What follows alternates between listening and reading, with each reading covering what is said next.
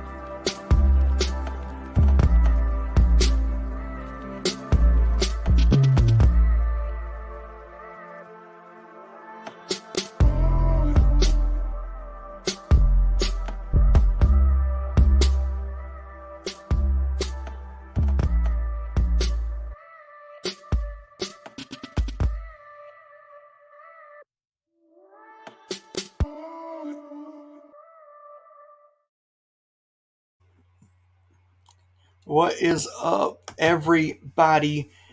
While we wait on the Power to get in here, I want to take care of a little bit of housekeeping. Everybody, as you come in, share the show out, smash the like button, turn on the notifications so you know when we go live. And of course, how is everybody doing? Yes, you see that I did say we were running just a little bit behind, but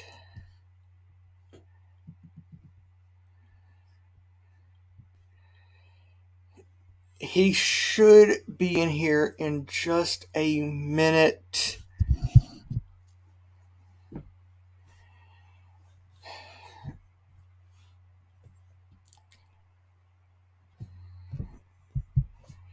So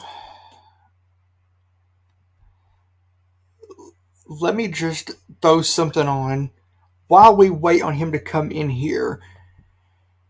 Here is something from last year's draft stream with Titans and Truth. And this was our pick where we picked Monty Rice out of Georgia. And I've already told Chris I was going to do this. Chris, I am sorry. But here we go. I'm trying to see if I can get a sneak peek, but I'm not getting any luck.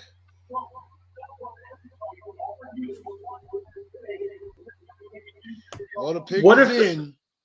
Here we go. We'll find out who's next up to pick us in for Tennessee.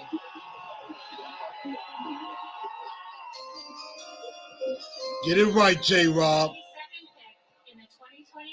Oh, no, Lord. Monty Rice, linebacker, Georgia. What the hell? We don't need a linebacker right now.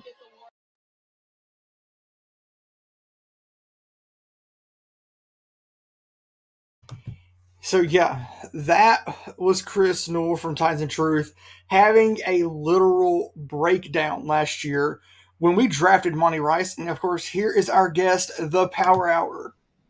How are you doing? Doing good, Lee. Sorry for the technical difficulties, but better late than never. Yeah. So, of course, I'm guessing you saw Chris's monumental breakdown. I just came in and I just saw him just actually just question everything about that draft. So I got right in at the right time. Yeah, so of course I was in that stream last year with him and P Shark, which did I question J Rob a little bit. But this year he cannot mess up this year. There's very little room for error right now in this draft, but once again, I'll remind people, you're not going to hit on every draft pick. So if he could come out of this draft with at least 3 players that can contribute, that's a success right there. Exactly. So first we're gonna start off talking about the whole AJ Brown and Debo Samuel situation. Do you think before training camp or even before the draft, AJ gets his extension? I'm very firm on the fact that AJ will be extended during or right about at the finish of training camp. So along those lines, it's a situation that they want to try and get done as quickly as possible, but being hamstrung with the situation with a cap, they won't get that money back from Julio's contract till June 1st. So really along those lines, they're kind of just having to play it safe. They really can't go out and spend a lot of money in the first place anyway. So I'll Yeah, just let everybody know the cap is real. And we're very much living in the situation why the cap is real. Otherwise, we would have signed AJ to an extension. We would have signed Jeffrey Simmons to an extension. So really, it's just which playing the waiting game. which of course we can, I think, right around May 5th, pick up Jeff's 5th-year option. Which that is an option they could go down. If they wanted to, they could just hold out and see if they could work a deal as the season goes on, or they might just wait till the end of the year and potentially just franchise tag them, which would probably be in the upward of about 18 million for that season. Exactly. But would it be off the table to give Jeff his 5th year option I don't think it's before training camp? I don't think it's off the table at all. I think really it's just what J Rob feels is the best move. If they feel that it's worth giving him that 5th year extension in order to try and get a little leeway and possibly work a long term deal down the road, that's very much a possibility. It's just along the lines, what are they going to need next year? We know AJ Brown's a key factor they have to contribute in. Jeff is definitely another one. And of course, they have to look at all the other smaller roller players that they're going to have to try and get signed as well. So, and then let's switch over to Debo Samuel has requested a trade out of San Francisco. Do you think he'll get that? I think he will. And just because the San Francisco 49ers know right now, I think conversations broke down very early and it just wasn't going to coincide with what he wanted. And basically, he wants to be a premier receiver. He doesn't want to be in gadget plays or in gimmick plays anymore. He just wants to be legitimately a number one receiver. So I think that's just the biggest reason why the contract discussions broke down, because with him doing all these extra things, you figured that you would want more money into that and probably more incentives added into that contract. And I can't say for sure, but I would say that's probably maybe one of the reasons why these talks broke down. So along those lines, he's a very hot commodity right now in the NFL.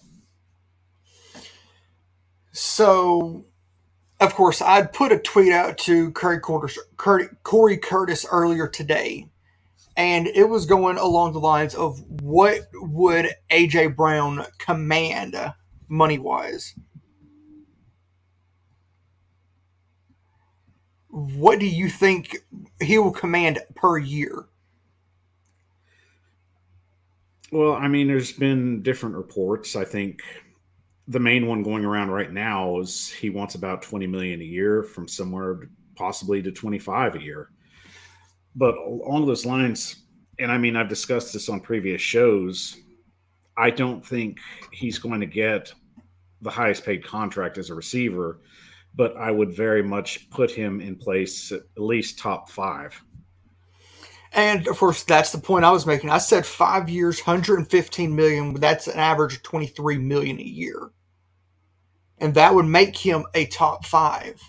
That would actually put him at four behind Tyreek Hill, Devontae Adams, and DeAndre Hopkins. Tyreek Hill commands 30 million a year. Devontae Adams commands 30 or 28 million a year, and DeAndre Hopkins commands 27.3 million. And then you have guys like DJ Moore and Keenan Allen behind.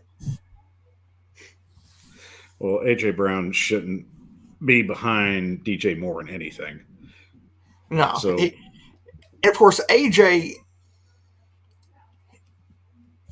I don't think he realizes this. He's too precious of an asset for us to let him walk. And the last tweet I put out, I said the Titans will do anything. I mean anything to keep AJ.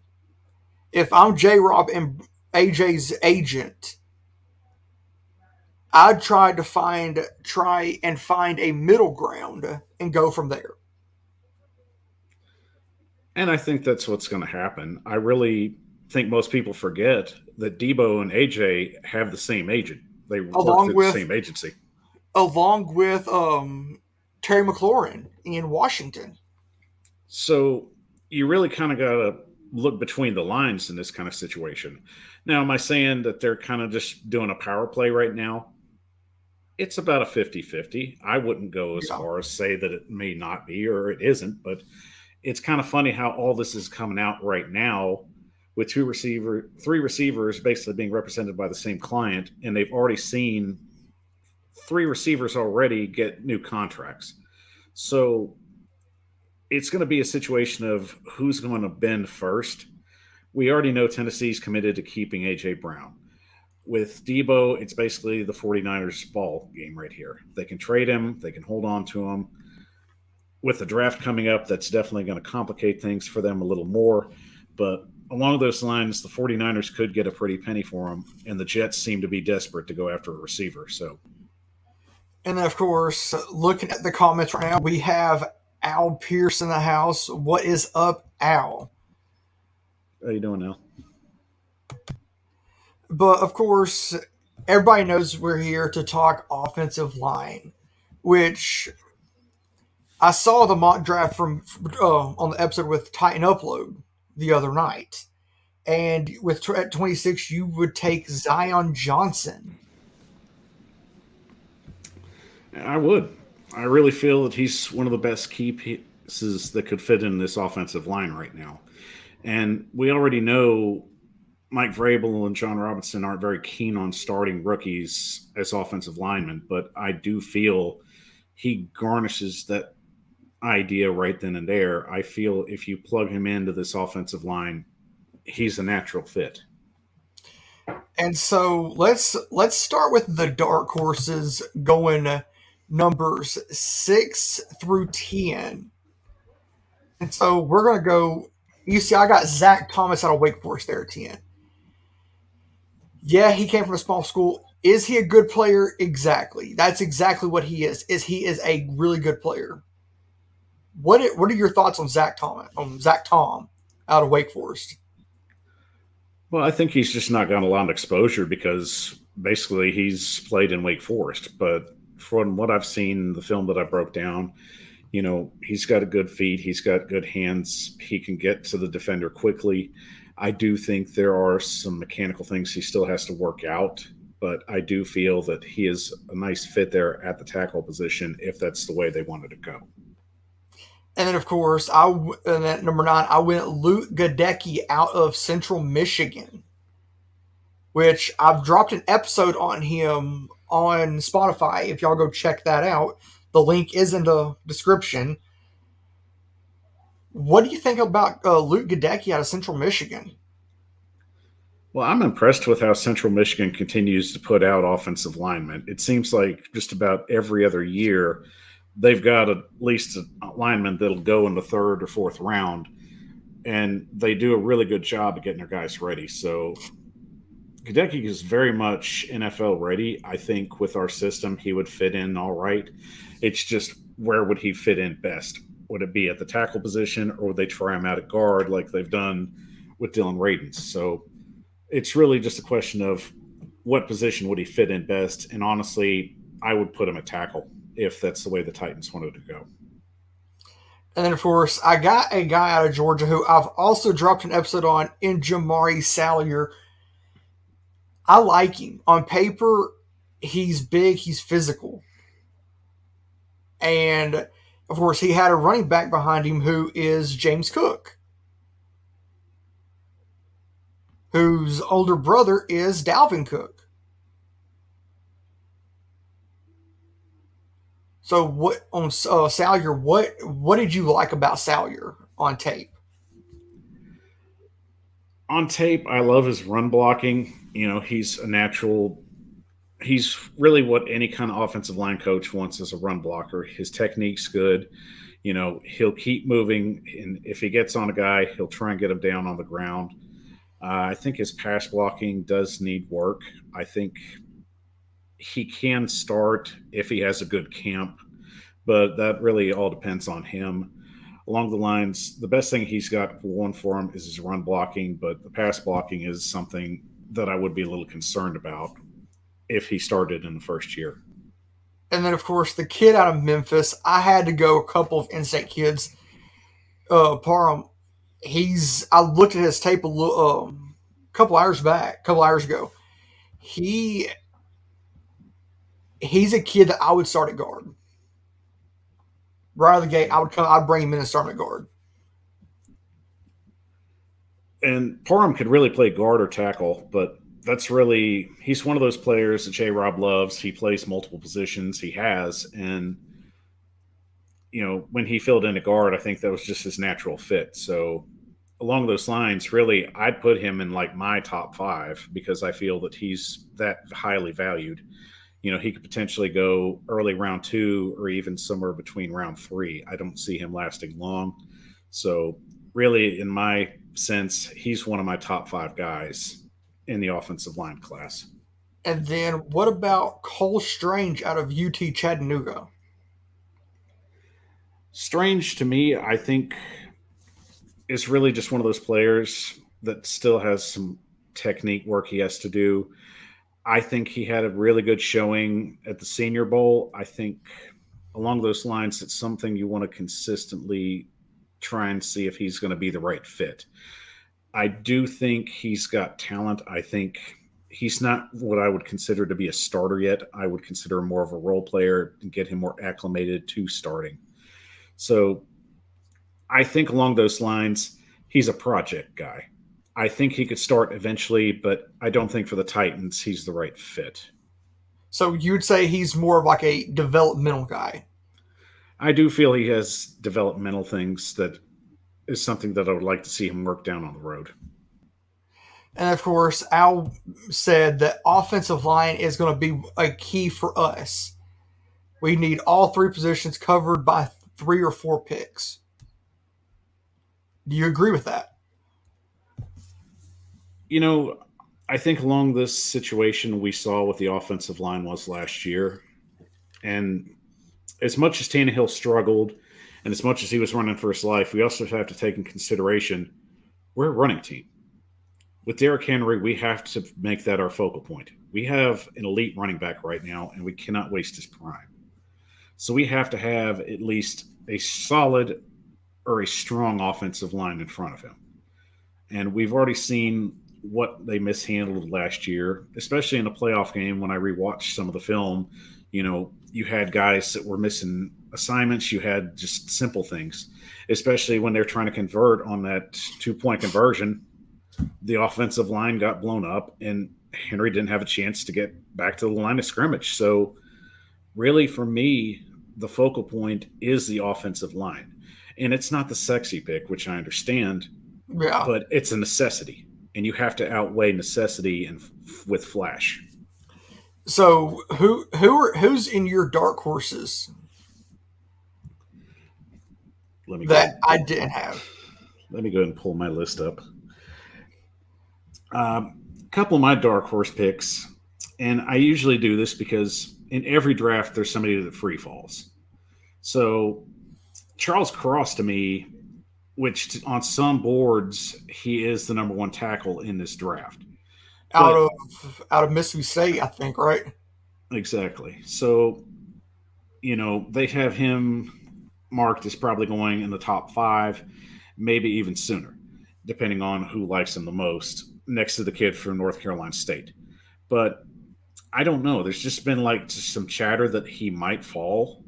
There's always one guy that just tumbles, whether it be a lineman, whether it be an edge rusher. And I think for some reason, for a lot of people, Cross is just coming on a lot of lists where he could potentially fall. And if the Titans wanted to try and trade up for him, if they felt that highly about him, then it would probably be worth it because he has played multiple positions. I believe he played left tackle for most of his career. So if he could play guard. I think he could fit in both spots really naturally. So would it happen? Maybe, maybe not. But in the draft, anything goes. There's always somebody that tumbles. Yeah. One of my other dark horses, and he has been mocked at 26 to a lot of people with the Titans taking him at this position, and that would be Tyler Smith from Tulsa. And I don't think he's a bad prospect. I think whoever drafts him, they're going to get a very solid player. My question is he going to fit in right away with what the Tennessee Titans are trying to do? They need somebody that can step in and feel more comfortable at the position he's going to play. And more than likely, if they have to try and fill in the tackle position, they could fill him in there, and Radens could move to guard, as a lot of people are so projecting that. So, is he the right fit for Tennessee? I'm really kind of on the fence about that. I think he'd do well, but I don't know Plug what him it is. It's Yeah. there's Like a just plug him in right away kind of player. You wouldn't. I wouldn't. I think he could down the road, but the way the offensive line is now, Tennessee needs someone to contribute now. And there's even a few other guys that I would go before Smith at 26. And Which my that's where we dive into the top five. And so number five for me, I went the other kid out of Central Michigan, Raymond. He's the seventh ranked offensive lineman in this class,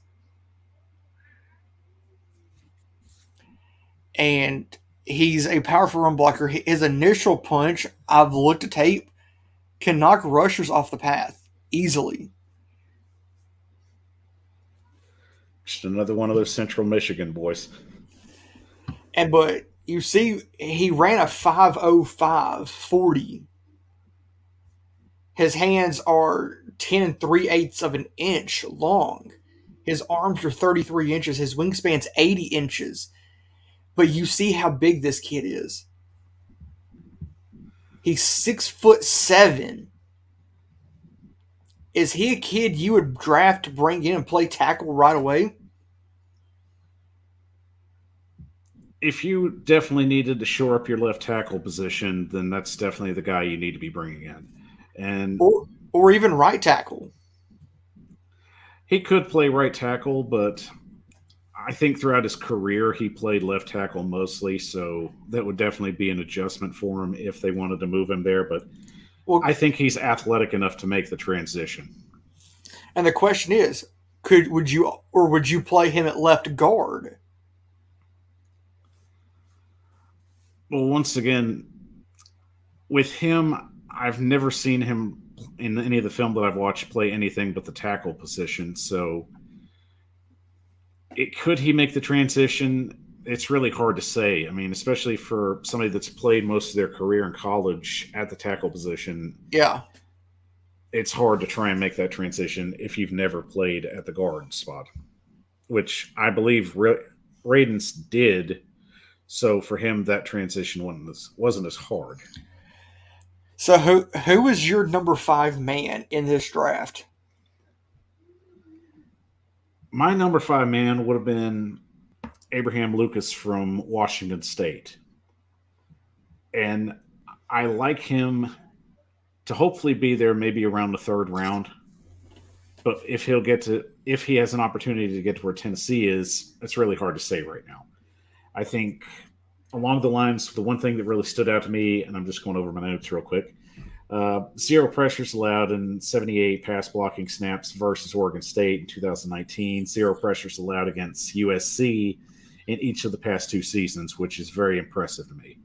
If you're able to go out against USC and just dominate your opponent, then that's very much something worth looking at. But his entire career, he's played right tackle. I think he only played a few games at right guard.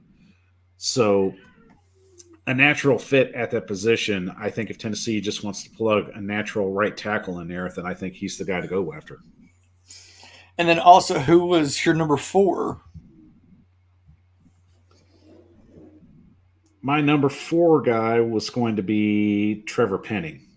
And I only have him at 4 because I don't think the Titans are going to be in a position to get him. I think he'll be gone possibly before the 20s roll around. But if somehow he did slip through the cracks, then I feel that that's the natural position to go after. I think his natural position is at tackle. You have somebody that can fill in that position, and Radens can slide over to the guard position. And so we're going to dive into my number 4, which I went with the center out of Iowa, Love him. Tyler Linderbaum. Could he replace Ben Jones if they were to draft him? Yes. Big time.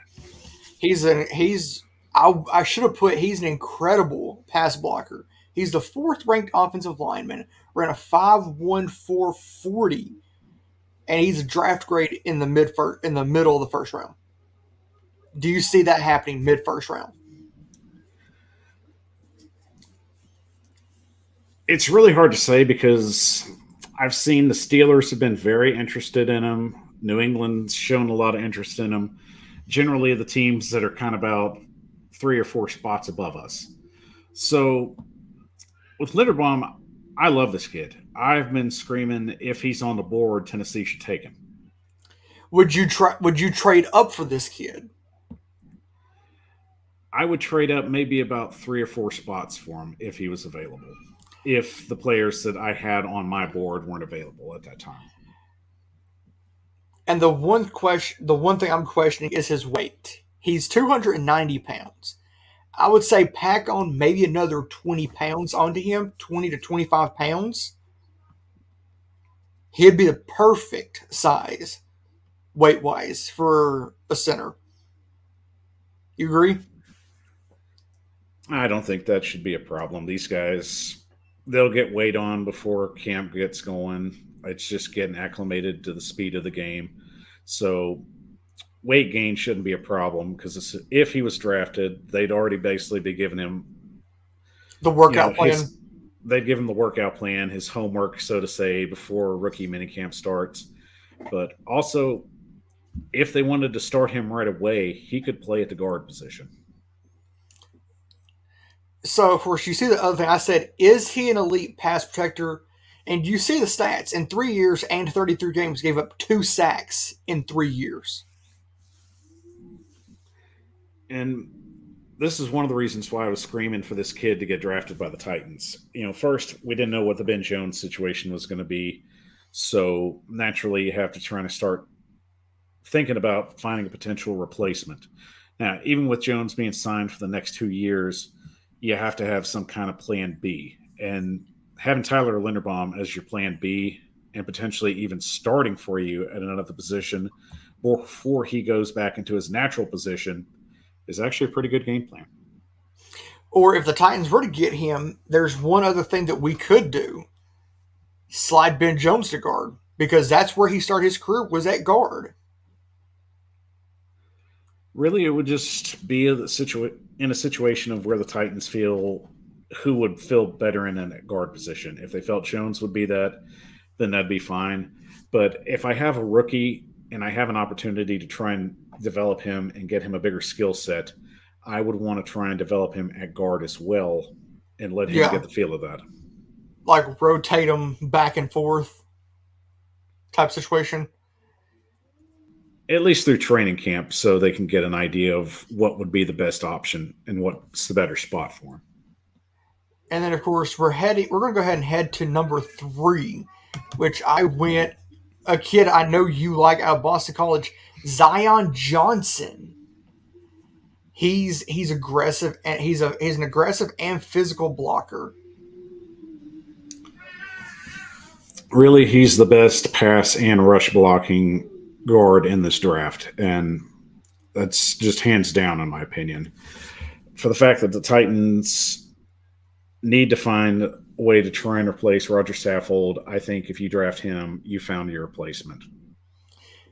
Yeah, and of course, I went ahead and just graded him on run blocking and pass blocking.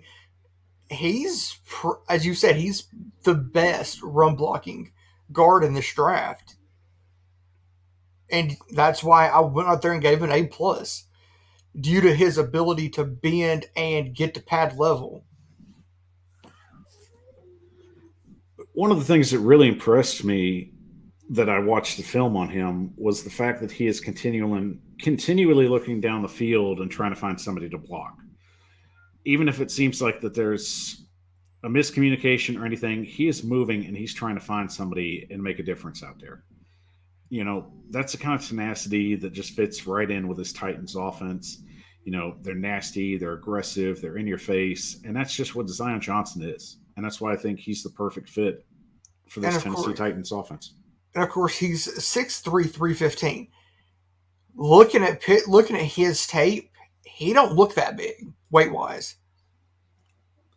He moves quick for somebody that's right over 300 pounds. The way he moves down the field, the way he gets off the snap, it's just impressive. And those are the things that scouts look at and love. And of course, you see who I compared him to. Quentin Nelson. His physicality and his skill set reminded me a lot of Quentin Nelson.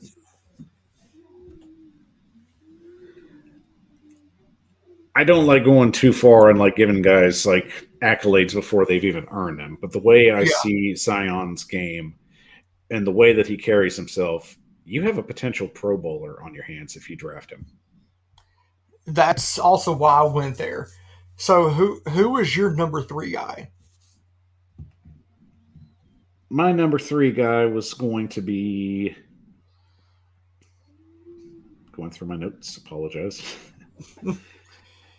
My 3 guy was going to be Kellen Dice.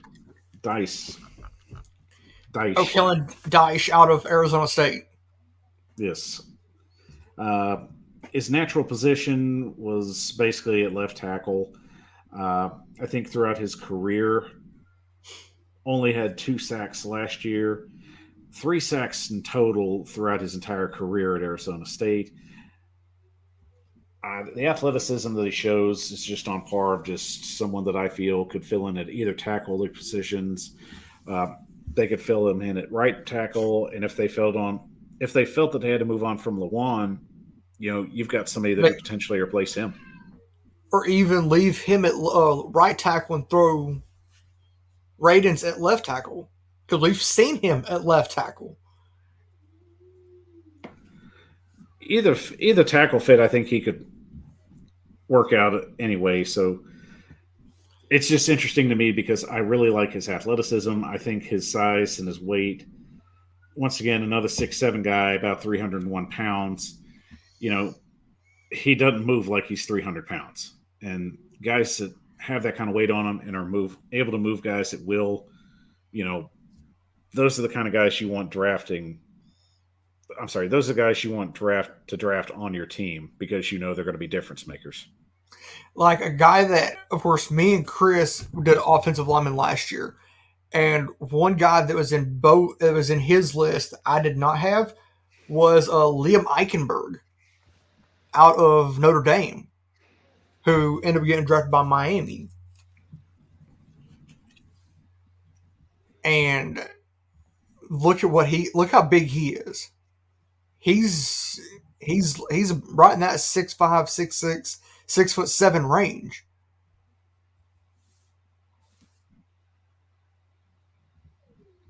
And the offensive line is just going to continue to get bigger and bigger. I mean, especially since the quarterback position is another position where the players are getting big. So, Like, along with that, you've got to get length on that line just as well as girth. yes. And of course, let's head to the comments. And of course, Al says Linderbaum would be awesome. Would be an awesome pickup if the Titans could get him. And then he also came back and said Zion's great too. So yeah, so who was your number two My number two guy was going to be Kenyon Green. out of A&M? Yeah. And once again, I have to think, it's a position of need. We're trying to fill in at the guard. And the best thing about him is he has played just about every position on the offensive line. That's just all around a guy that has played wherever you needed him to play. And that's invaluable. And that's something that Tennessee could definitely Needs. use somebody that just could just plug in and play at any position wherever they felt he could be strongest at. And then so we're going to head to my number two. This is a guy I think you had in your top five or even in your dark horses. I went Trevor Penning. Penning was definitely in my top five. And of course, he's another 6'7", almost 330-pound guy. And the quote that's in bold, I took from Times of Truth. He said that Trevor Penning is Nashville nasty. He buries his opponents. He's a physical run blocker. He does the dirty work. That's what you want, an offensive lineman that will go in and do the dirty work.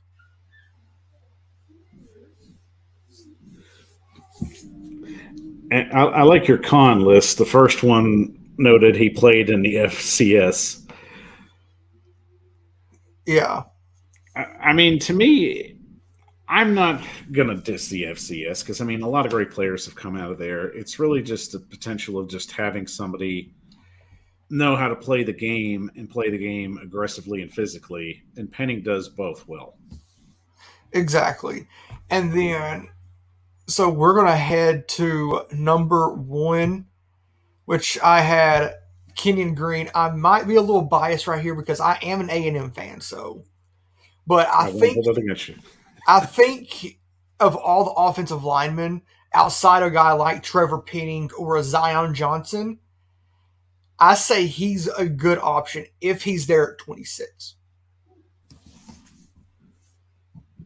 And he potentially could. I think, along the lines, I think a lot of the guys that we named off, I'd be surprised if they got past 20. Penning, especially, it just seems like his stock continues to rise. So Yeah. I wouldn't be shocked if he went before even 15. But Kenyon Green just is a natural fit at the guard position. But once again, he's a jack of all trades kind of guy. If you needed him to play at tackle, he could play tackle. Or the opposite guard position, he could. But that's the first pro. He's played every position on the O-line. He is a mauler. If he's put in a situation where he has to run through somebody to block him, he will. And if it comes to him having to pancake somebody, he will. And he's very good at pancaking people. And now that goes to the third pro. He's a good run blocker. And the A&M offense, can't you have you looked at that offense? I hadn't had a chance to watch a lot of their games other than just the film study that I had on him.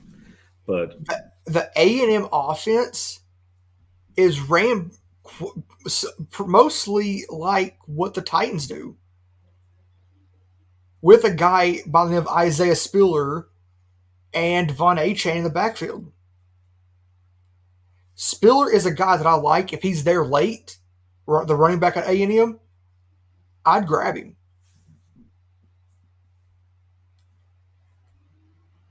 And going on down the list, he gets better over the duration of a game. Sort of how that's with any player. Some players tend to start off slow, and then they pick up as the game goes on. And we answered that question. It's the very last one. Could he be a good option if he's there at 26? I think he could. I think it's a situation that the Titans know that the offensive line is one of their weak points right now, and Is an area of need. I see it as this situation kind of like how the cornerbacks were last year. They basically went out, they just got rid of who they didn't need, and they just started from scratch. So Yeah. I just have this feeling that J. Rob's going to follow suit with the offensive line. I think he's trying to build from scratch. He's trying to get fresh blood in there, and whether they go Johnson, whether they go Green, whether they go Penning, I just have a feeling they're going to go with the best guy available at that position Yep. on the offensive line and get them in a plug and play situation. But the one con, I agree with it. He tends to let up early on plays. But that's something you cannot do in the NFL. You cannot let up on plays early, or it could come back to bite you in the rear end. Especially when you've got the schedule the Titans have right now and just the entire revamping that most of these teams went through. So, And we'll find the schedule out in, I think, 2 weeks. it'll be just about 2 weeks. So it'll be interesting. I expect to see a lot of primetime games this year.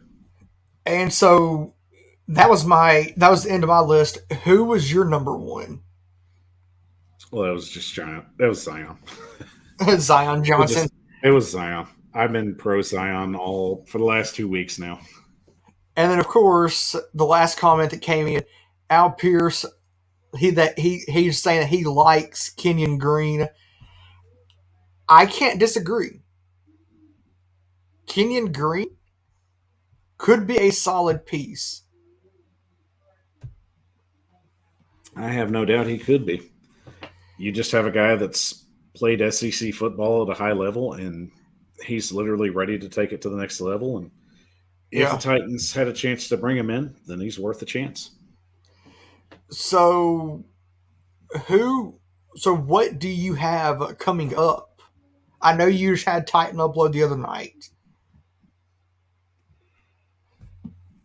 I have on the 28th, we will have the Power Hour Draftacular, which will be at 8 p.m. Eastern. We'll be covering all the first round picks. We'll go through it and break down everything. I will have Ryan Harris on there with me. I will have Haley Thorngood. I will have Titan Time Podcast, and hopefully we'll have P Shark jump on there with us as well. And then, hold up.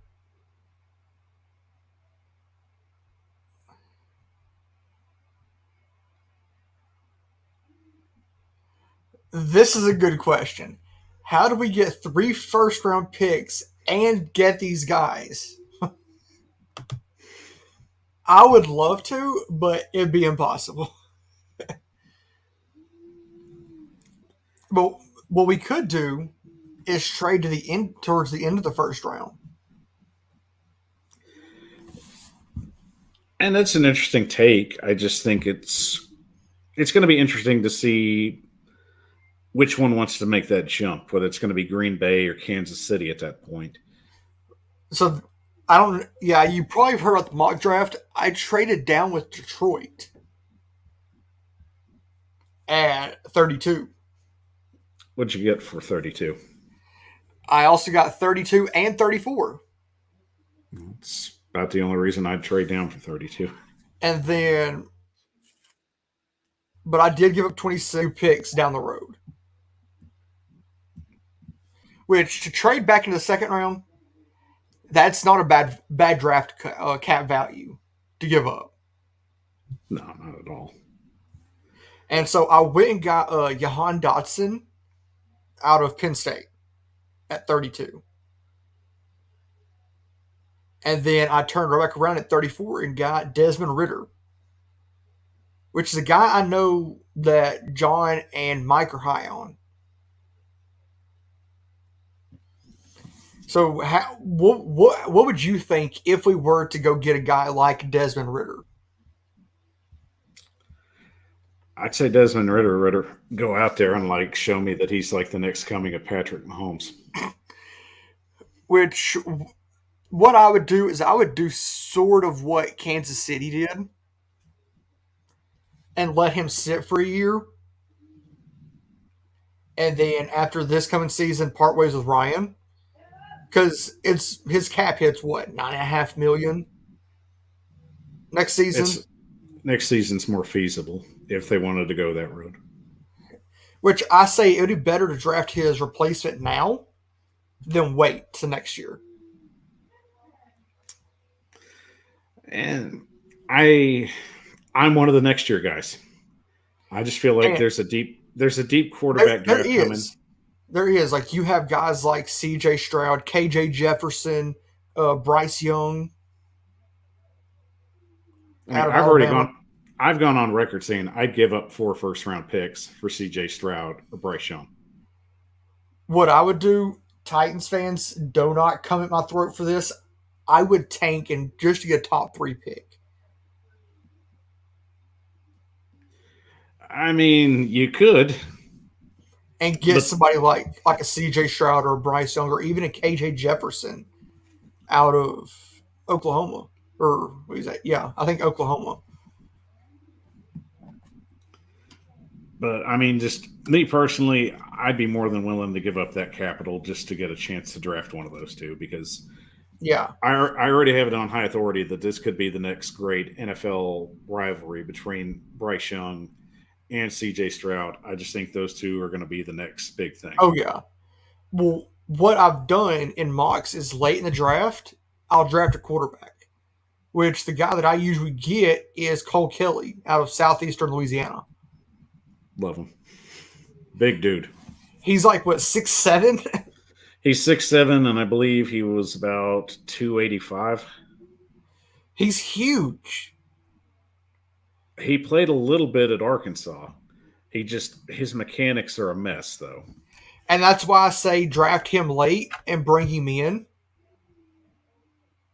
and let him work. That's a scary dude lining up in center. Behind, how tall is Ben Jones? Like 6'2"? I want to say on his best day, maybe about 6'3". So, of course, as we're getting ready to head out of here, where can people find you at? I've got the socials at the bottom. So, is that it? Where everybody can find you? Is that the socials on the bottom? That's good, but I'll just say it just because I always need to practice. Yeah. But I appreciate you for having me on the show, Lee. It was a great time just getting all the picks, and just hopefully we'll see the Titans do what's best going forward. And don't forget, everybody, if you're trying to follow me on social media, follow me at the Power Hour 615 at Twitter, Facebook, Twitch, TikTok, and YouTube. And, of course, hopefully we will not have another meltdown like we did with Chris Newell last year. Because he was like, I'm done. I'm done. And so, of course, thank you for taking time to come talk offensive line. And as I always say, Titans fans, stay classy and tighten up. Tighten up.